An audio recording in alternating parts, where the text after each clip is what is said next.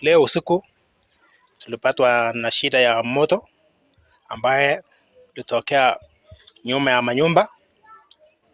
Nyumba zote zenye zilikuwa hapo nyuma, nyumba zangu zote zenye zilikuwa hapo zikaungua zote, zikaisha kabisa.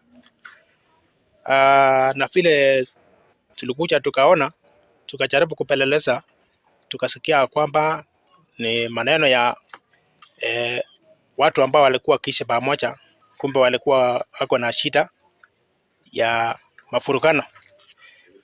Tukakuja tukagundua ya kwamba hawa watu walisababisha hizo manyumba kuungua, kuchomeka kabisa, mpaka kila kitu hata hatukuweza kuokoa kwa hizo manyumba.